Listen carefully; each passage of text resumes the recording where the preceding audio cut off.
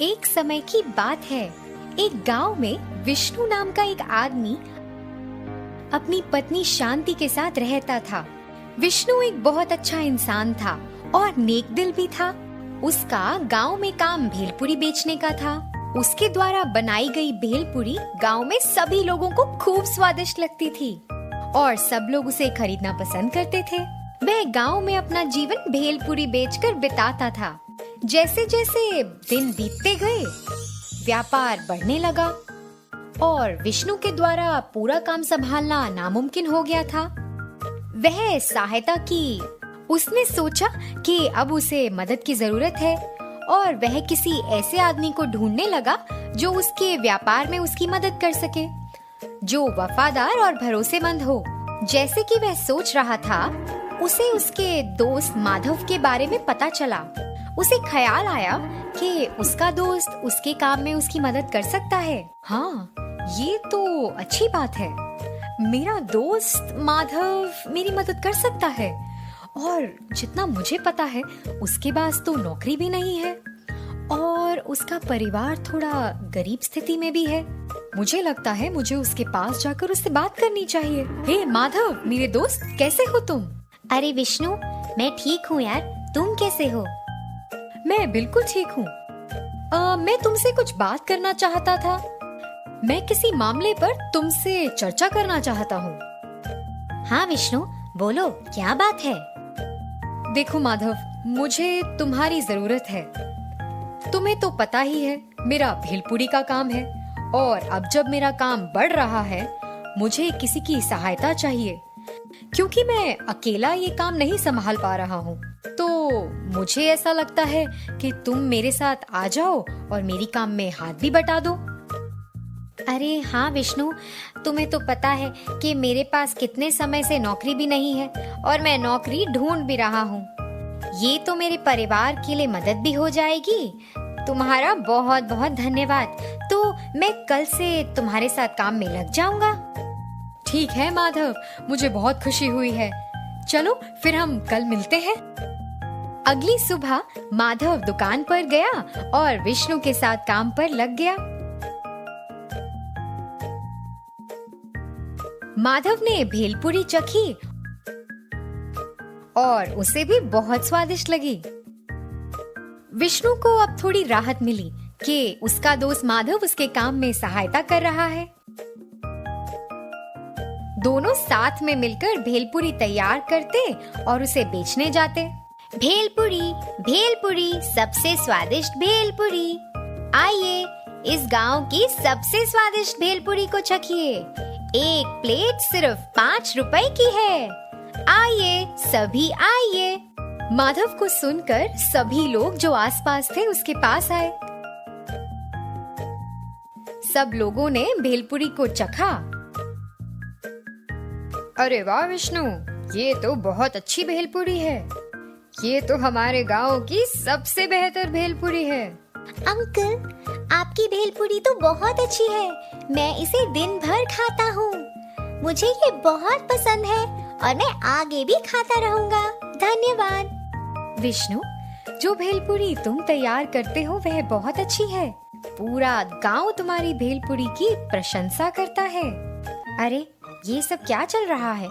मैं भी तो यहाँ पे हूँ, फिर भी सभी लोग विष्णु की ही प्रशंसा कर रहे हैं। मैंने भी पूरे दिन संघर्ष किया है, लेकिन मेरी तो कोई प्रशंसा ही नहीं कर रहा।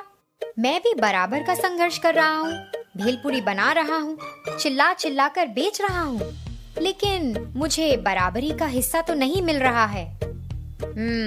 मुझे इसके बारे में सोचना चाहिए। मुझे निर्णय लेना होगा। विष्णु तो बहुत खुश है, उसका परिवार भी बहुत खुश है।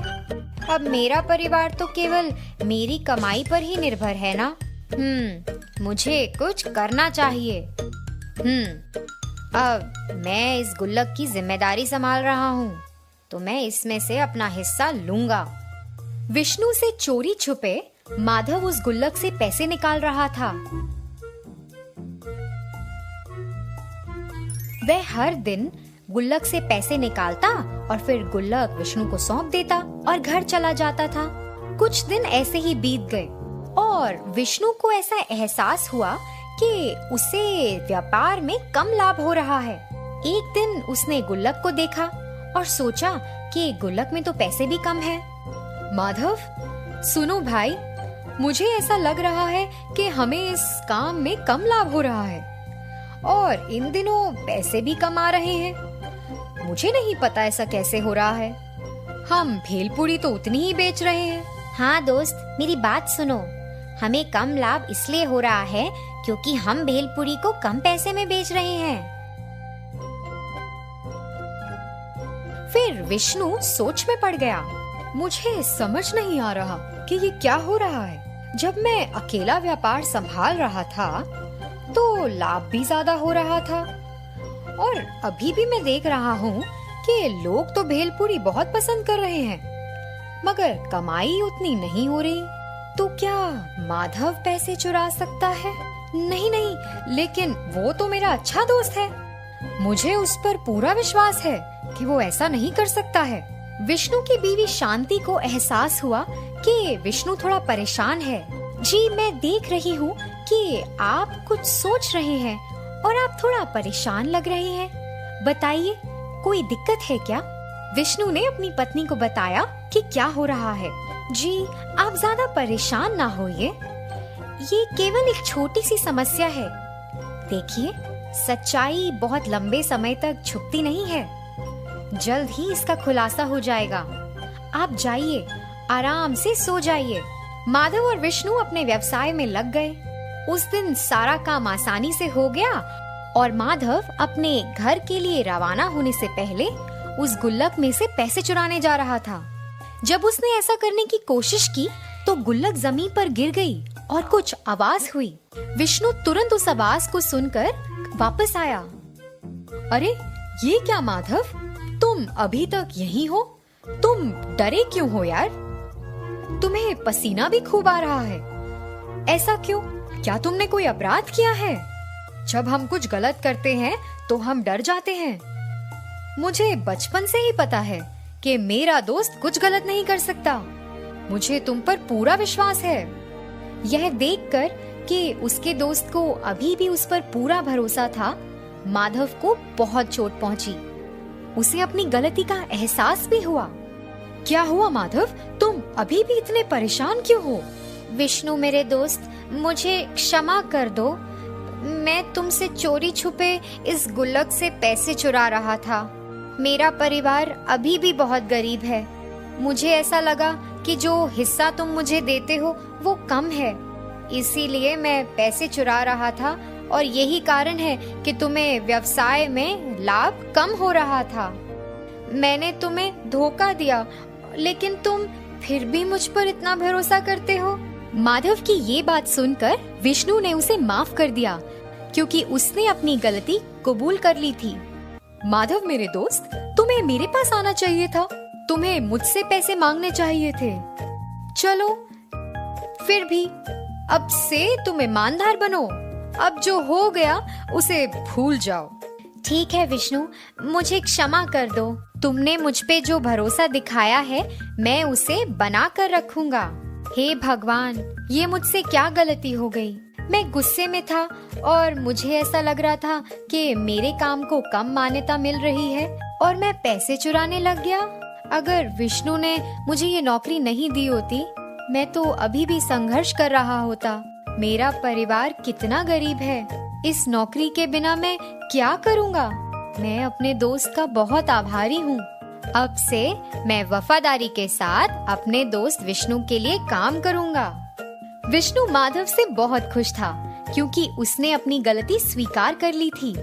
विष्णु अपने दोस्त के बारे में गलत नहीं सोचना चाहता था, तो उसने तय किया कि उसे बराबरी का हिस्सा देगा, क्योंकि वह भी पूरी मेहनत कर रहा है बेलपूरी बनाने में और उसे बेचने में।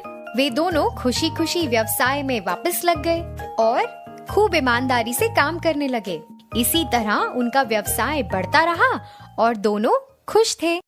मिठाई वाला। मिथुन सागर नामक एक नगर में था एक मशहूर मिठाई की दुकान, किसान वाला मिठाई। दुकान का मालिक था रणवीर अग्रवाल।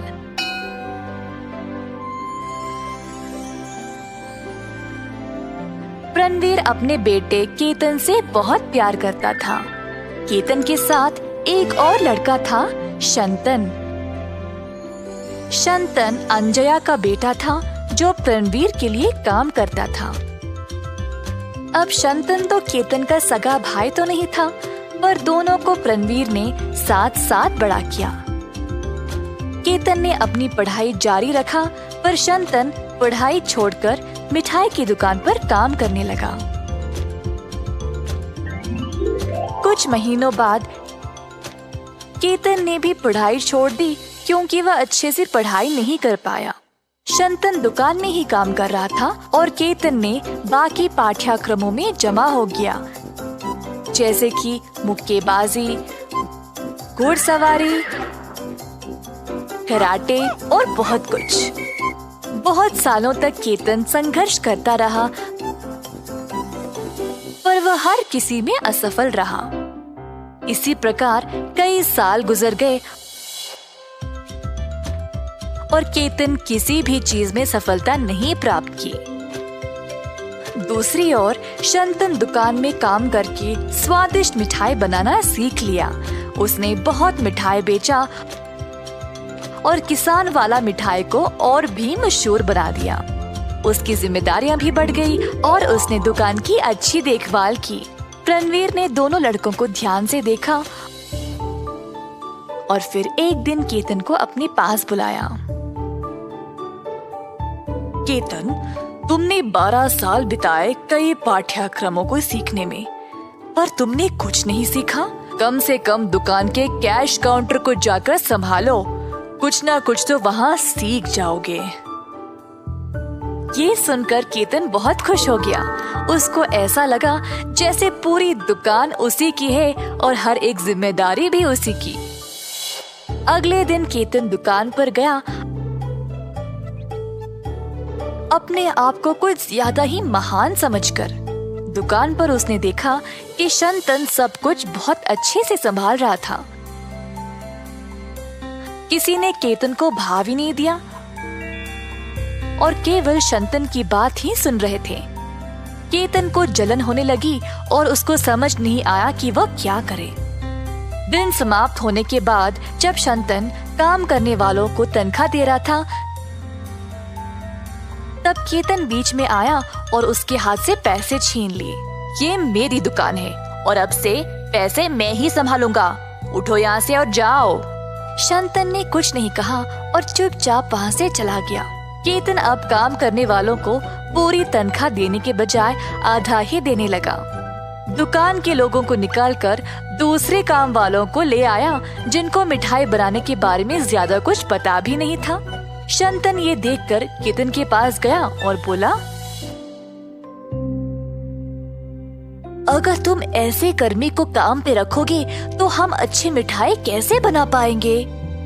मुझे पता है मैं क्या कर रहा हूँ। अगर तुमको पसंद नहीं तो तुम इस दुकान को छोड़कर जा सकते हो। ये सुनकर शंतन दुकान जाना बंद कर दिया। जब प्रणवीर ने शंतन को घर पर ही देखा तो वो हैरान रह गया। प्रणवीर जानना चाहता था कि हुआ क्या, पर शंतन उसको कुछ नहीं बोल रहा था।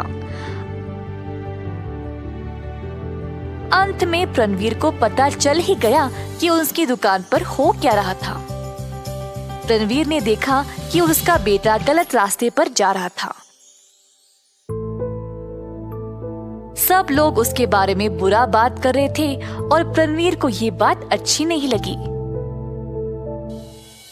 एक दिन प्रणवीर ने दोनों लड़कों को अपने पास बुलाया। प्रणवीर ने लड़कों से पूछा कि क्या हो रहा है। शंतन ने अपनी बात बोली, पर केतन अपनी गलती मान ही नहीं रहा था। प्रणवीर को पता था कि गलत कौन था। वो जानता था कि शंतन की वजह से ही दुकान का अच्छा नाम बना था। अंत में प्रणवीर ने शंतन को दुकान का मालिक बना दिया। ये देखकर केतन और भी नाराज हो गया। पिताजी, आपने ये ठीक नहीं किया। तुम किसी काम के लायक नहीं हो और उसके ऊपर तुम इतनी ईर्ष्या और गुस्सा दिखाते हो। इस तरह तुम एक अच्छा जीवन नहीं बिता सकते। तुम मेरी एक ही औलाद हो और मैंने 12 साल इंतजार किया तुम में बदलाव देखने के लिए, पर तुम इतने लापरवाह बन गए। अब तुम जो भी कहो, मैं निर्णय ले चुका हूँ। केतन घर छोड़कर चला गया और शंतन ने दुकान की सारी जिम्मेदारी ले ली और उसको फिर से अच्छे से चलाने लगा। बहुत दिन बीत गए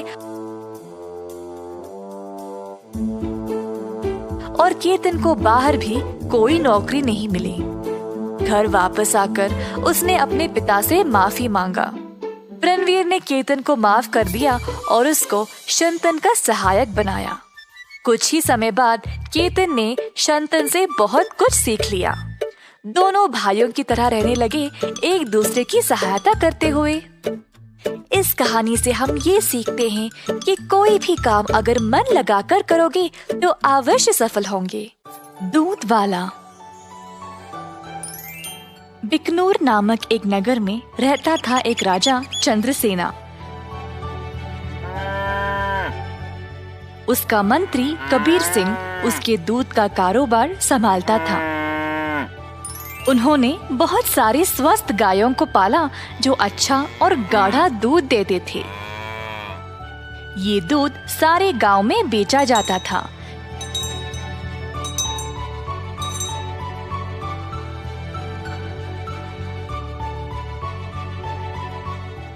कबीर सिंह खुद सब कुछ संभालता था। कबीर सिंह की पीढ़ी भी महाराजा के लिए काम करते आ रहे थे और इस वजह से चंद्रसेना उसका बहुत आदर करते थे। कबीर सिंह ने भी राजा को कभी भी निराश नहीं किया। सारे गांव में उसका अच्छा नाम था। हर रोज कबीर सिंह खेत पर जाता था। उसने बहुत लोगों को काम पे रखा गायों की देखभाल के लिए, ताकि वे अच्छे से खाए और सेहतमंद रहे। गायों को घास चराने के लिए वह दिन में कम से कम 2 बार भेजता था।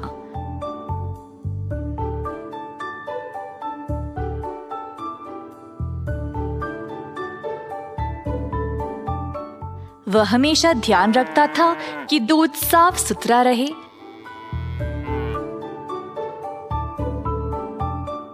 दूध निकालने के बाद वह 10 दूध वालों को देता था ताकि वह गांव में जाकर बेच दे।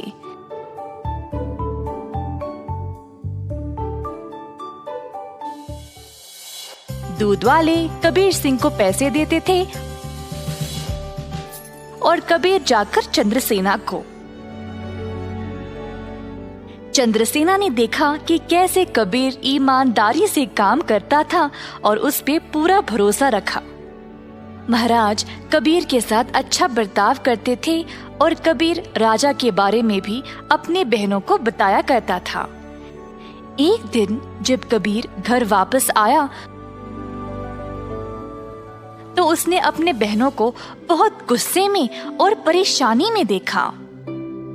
क्या बात है, तुम सब इतने गुस्से में क्यों हो? हम तीनों की उम्र हो गई है शादी के लिए, पर क्या फायदा, शादी के लिए पैसे ही नहीं है। कपड़े और गहनों को छोड़ो, हमारे पास खाने पीने के लिए पैसे काफी नहीं है। मैं तुम लोगों के लिए ही इतना मेहनत करता हूँ, अगर इससे भी खुश नहीं हो तो मेरी सारी मेहनत ही बेकार हो रही है। आप तो महाराजा के मंत्री हो ना, पर आप अपनी आमदनी किसी भी जरूरतमंद को दे देते हो। और आप दूध का कारोबार भी संभाल रहे हो ना अकेले, उसमें भी कोई मुनाफा नहीं मिल रहा है आपको। ऐसा क्यों? शायद हमारी कोई फिक्र नहीं है, इसीलिए। तीनों बहनें रोने लगी और कबीर को बहुत बुरा लगा। अब तुम सब मत रो, मुझे बर्दाश्त नहीं होता। अब बोलो मैं क्या करूं? मैं वही करूंगा। वैसे आपको ज्यादा कुछ करने की जरूरत नहीं, आप दूध का सारा कारोबार संभालते हो ना। अगर आप उसमें थोड़ा पानी मिलाकर बेचोगे तो आप ज्यादा बेच पाओगे। हाँ, और अधिक दूध से आप ज्यादा मुनाफा भी कमा सकते हो। पर ये तो धोखा हुआ, मैं राजा के साथ ऐसा नहीं कर सकता। कबीर सिंह ने ऐसा करने से मना कर दिया था, पर उसकी बहनों ने उसको भावुक करके जैसे तैसे उससे ये काम करवा ही दिया। कबीर सिंह अक्सर कमाए गए पैसे राजा को देता था और बाकी के पैसे अपनी बहनों को देने लगा। मुझे ऐसा करना नहीं पसंद, ये आखिरी बार है, इसके बाद मुझे ये सब करने के लिए नहीं बोलना। कबीर की बातें सुनकर बहनों ने उसको पैसे वापस किए और घर छोड़कर जाने का नाटक करने लगी। कबीर के पूछने पर तीनों ने धमकी दी कि वे घर छोड़कर चले जाएंगे। मजबूर होकर कबीर को उनकी बात माननी ही पड़ी। कमाए गए पैसे राजा को देकर अधिक पैसे अपनी बहनों को देने लगा। ये सिलसिला कई दिनों तक चलता रहा। कुछ ही समय में कबीर की बहनें नए नए साड़ियां और गहने खरीदने लगे और अच्छा खासा खाने भी लगे। उनकी जिंदगी ही बदल गई। घर पर बैठे बिना तीनों सज धज के बाहर घूमने लगे, सबके आगे दिखावा करने के लिए।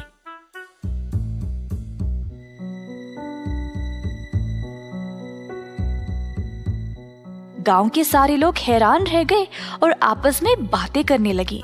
ये तीन बहनें कबीर की कमाई को ऐसे इस्तेमाल कर रहे हैं, मैंने कभी नहीं देखा किसी को ऐसा करते हुए। पर कबीर सिंह के पास इतने पैसे आए कहाँ से?